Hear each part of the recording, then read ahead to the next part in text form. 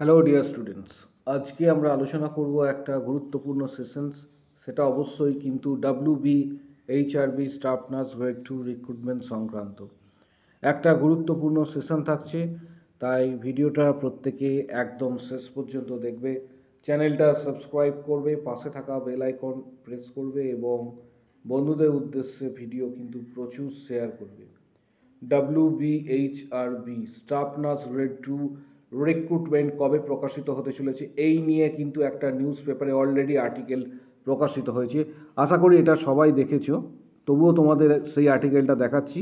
তার পরবর্তী ক্ষেত্রে আজকে তোমাদের প্রিপারেশন সংক্রান্ত কিছু স্ট্র্যাটেজি থাকছে, সেই স্ট্র্যাটেজিগুলি তোমরা ফলো করবে এবং এখানে ইন্টারভিউ রুমের এনভায়রনমেন্ট সম্পর্কে তোমাদের জানানো হবে। তাই ভিডিওটা শেষ পর্যন্ত দেখো প্রত্যেকে। চ্যানেলটা এক্ষুনি সাবস্ক্রাইব করো, পাশে থাকা বেল আইকন প্রেস করবে এবং বন্ধুদের উদ্দেশ্যে ভিডিওটা প্রচুর শেয়ার করবে। একটা বিষয় তোমাদের জানাচ্ছি যে WBHRB staff nurse grade 2 recruitment প্রকাশিত হবে তার একটা আশার আলো দেখা যাচ্ছে। তার কারণ এখানে বিভিন্ন ধরনের নোটিশ অ্যাডভার্টাইজমেন্ট তোমরা দেখতে পাবে। বিশেষত এখানে যে নোটিশ সেকশনগুলো তোমরা একটু খেয়াল করো, বা এখানে অ্যাডভার্টাইজমেন্ট সেকশন যেগুলো রয়েছে সেগুলো একটু খেয়াল করবে। এখানে সিনিয়র লেকচার, তারপরে অবশ্যই হচ্ছে প্রিন্সিপাল প্রভৃতি রিক্রুটমেন্টের এখানে কিন্তু অ্যানাউন্সমেন্ট অলরেডি হয়ে গিয়েছে। রিক্রুটমেন্ট অফ প্রফেসরস দেখতে পাচ্ছ, এখন যেটা তোমাদের সামনে যাচ্ছে রিক্রুটমেন্ট অফ প্রফেসর প্রভৃতি রিক্রুটমেন্টের অ্যানাউন্সমেন্ট হচ্ছে, বা রিক্রুটমেন্ট ফর প্রিন্সিপাল। অর্থাৎ এই রিক্রুটমেন্ট সেকশনটা কিন্তু তোমরা এখানে দেখতে পাবে। অর্থাৎ যেহেতু আদার্স রিক্রুটমেন্ট অলরেডি এখানে নোটিশ দিয়েছে, তাই স্টাফ নার্স গ্রেড 2 এর রিক্রুটমেন্ট প্রকাশিত হবে, যেটা আমি আমাদের চ্যানেলের তরফ থেকে দাবি করেছিলাম। এবং সেটার সাথে কিন্তু আমাদের যে নিউজ পেপারে যে আর্টিকেল দিয়েছে সেটা কিন্তু সম্পূর্ণ মিলে গেছে। তবুও তোমাদের নিউজ পেপারে যে আর্টিকেল রয়েছে সেটা একবার দেখাচ্ছি। নিউজ পেপারে যে আর্টিকেল দিয়েছে সেটাতে তোমরা এখানে পরিষ্কারভাবেই দেখতে পেয়েছো যে রাজ্য সরকারের উদ্যোগে 6000 নার্স নিয়োগ হাসপাতালে। এটা আশা করি প্রত্যেকে দেখেছো, আমি অলরেডি এটা তোমাদের বলে দিয়েছিলাম। তবুও যারা মিস করেছো তাদের জন্য এখানে বলা হয়েছে রাজ্যে 6000-এর বেশি নার্স নিয়োগ করবে রাজ্যের স্বাস্থ্য দপ্তর, এবং ইতিমধ্যে স্বাস্থ্য দপ্তর থেকে বিজ্ঞপ্তিও প্রকাশ করা হয়েছে। এটা আনুষ্ঠানিকভাবে নয়, এটা বিভিন্ন যে নিয়োগের দায়িত্ব জানানো হয়েছে এটা হেলথ রিক্রুটমেন্ট বোর্ডকে।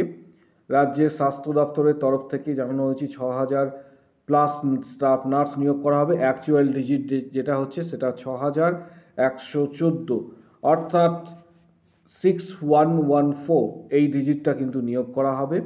এবং যারা WBNCতে পড়াশোনা করেছো, যাদের রেজিস্ট্রেশন আছে, অনেকেই জানতে চাচ্ছ, যাদের রেজিস্ট্রেশন রয়েছে তারা আবেদন করতে পারবে। যাদের প্রভিশনাল রেজিস্ট্রেশন পেয়েছো গতবারের নিয়ম অনুসারে তারাও কিন্তু আবেদন করতে পারবে। কারণ অনেকে জানতে চাইছিলে যে কারা আবেদন করতে পারবে।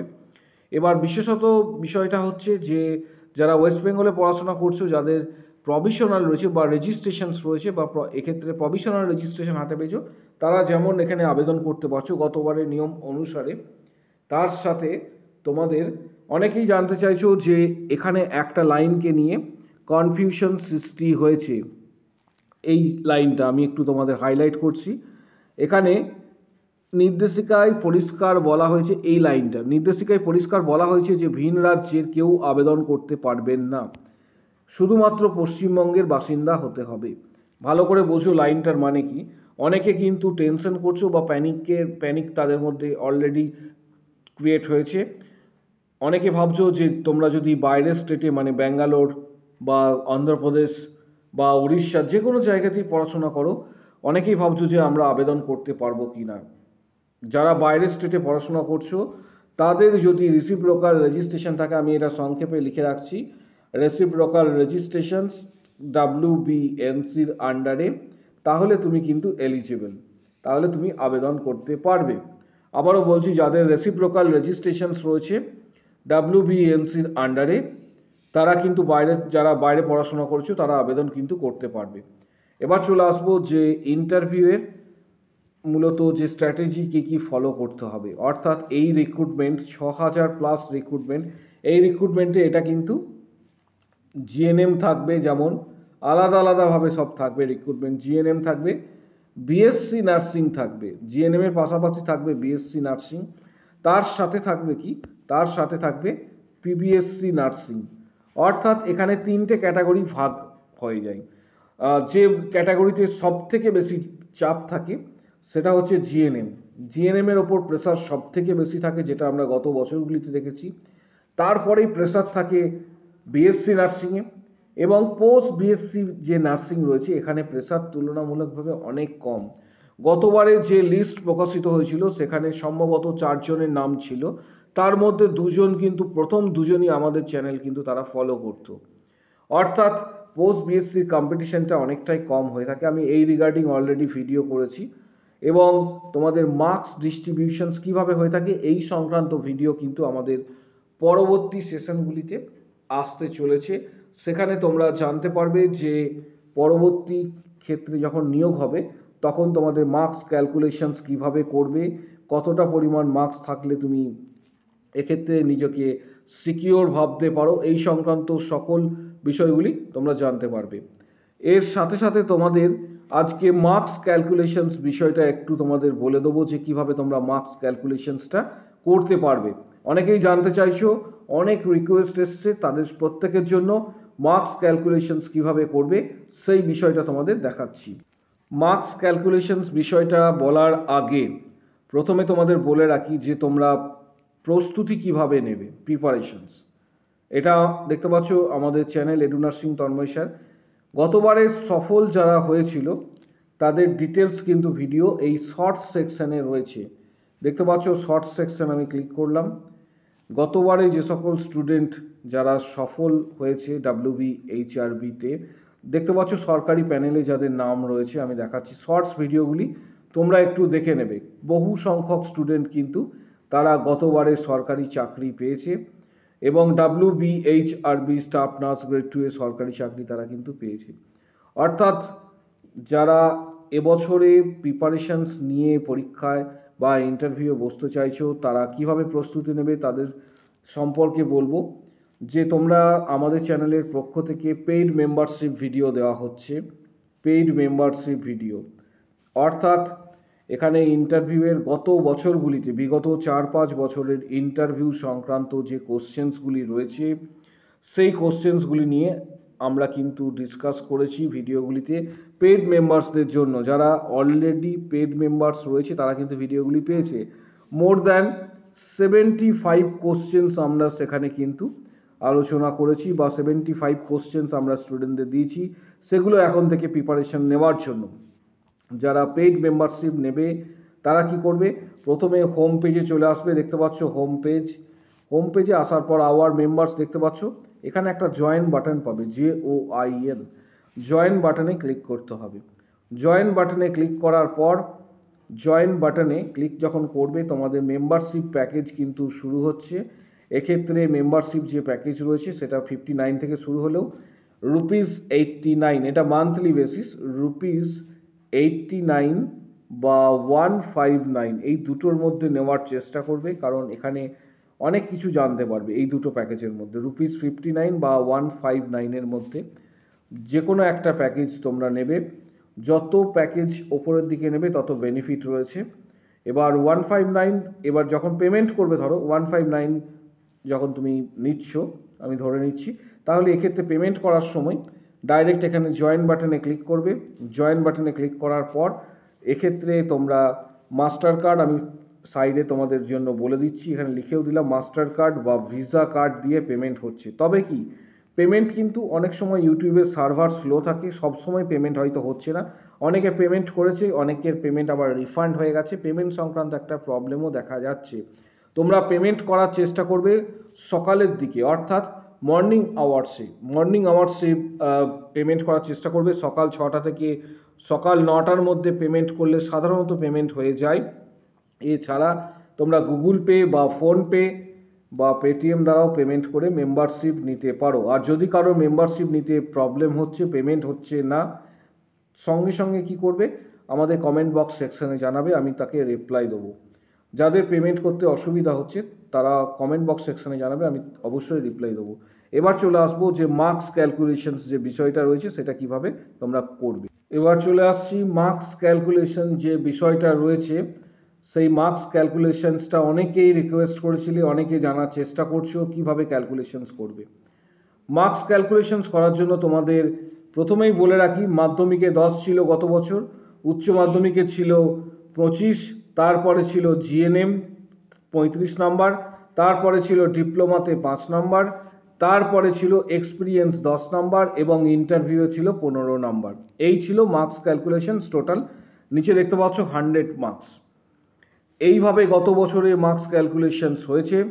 তাহলে তোমাদের জানাবো যে কিভাবে ক্যালকুলেশনসটা তোমরা করবে। নিজেরাই দেখতে পাবে যে মার্কস ক্যালকুলেশনস করে তোমাদের কত হচ্ছে, তোমরা নিজেরাই দেখতে পাবে যে কত হচ্ছে। আমি জাস্ট কথার জন্য ধরে নিচ্ছি, প্রথমে মাধ্যমিকে 10 নম্বর রয়েছে, তাহলে মাধ্যমিকে তুমি 80% মার্কস পেয়েছো, মাধ্যমিক এবং এইচএসে 80% মার্কস পেয়েছো। তাহলে কীভাবে ক্যালকুলেশনস করব, 10 into 80, 10 into 80 ডিভাইডেড বাই হচ্ছে 100, 10 into 80 ডিভাইডেড বাই হচ্ছে 100। এখানে দেখতে পাচ্ছ 8, 10-এর মধ্যে 8 এসছে। ক্যালকুলেশনস করার পর উচ্চ মাধ্যমিকেও তুমি 80% পেয়েছো আমি ধরে নিচ্ছি, তাহলে এক্ষেত্রে 25 রয়েছে, 25 into 80, 25 into 80 ডিভাইডেড বাই হচ্ছে 100 ইকুয়াল টু হচ্ছে এখানে দেখতে পাচ্ছ 20। তারপর জিএনএমে আমি ধরলাম তুমি 70% মার্কস পেয়েছো 3টে ইয়ার ক্যালকুলেশনস করে, অর্থাৎ 3টে ইয়ার ক্যালকুলেশনস করে দেখতে হবে তোমাদের যে তুমি কত মার্কস পেয়েছো। এক্ষেত্রে জিএনএমে আমি ধরলাম তুমি 70% মার্কস পেয়েছো, তাহলে 35 into 70, 35 into 70 ডিভাইডেড বাই হচ্ছে 100, অর্থাৎ 24.5।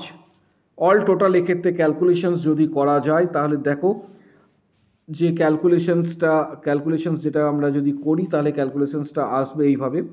এই মাধ্যমিকের জন্য আমি এখানে ধরে নিচ্ছি 8 আসছে, উচ্চ মাধ্যমিকে 20 এবং জিএনএমে 24.5, তিনটেকে যোগ করলে 52.5 আসছে। এবং এটা কিন্তু 70-এর মধ্যে, অর্থাৎ একাডেমিক যে কেরিয়ার রয়েছে 70-এর মধ্যে দেখতে পাচ্ছ এটা পেয়েছো। তার সঙ্গে অ্যাড কি হবে, যদি তোমার ডিপ্লোমা করা থাকে এটা করলে তো চাকরি শিওর। ডিপ্লোমার রিলেটেড ভিডিও কিন্তু আমার চ্যানেলে রয়েছে, কোন কোন ডিপ্লোমা করলে 5 নম্বর তুমি পাবে এইটার রিগার্ডিং কিন্তু আমি ভিডিও করে দিয়েছি। তুমি ইউটিউবে গিয়ে সার্চ করবে যে post basic diploma in nursing, post basic diploma in nursing দিয়ে আমার চ্যানেলের নাম দেবে এডু নার্সিং তন্ময় স্যার। তারপর তুমি পরপর অনেকগুলি ভিডিও পাবে কোন কোন ডিপ্লোমা করলে তুমি 5 নম্বর এক্সট্রা পাবে। এই 5 নম্বর যাদের এক্সট্রা থাকছে তারা কিন্তু শিওর, 100% শিওর তারা কিন্তু চাকরির প্যানেলে এনলিস্টেড হবে।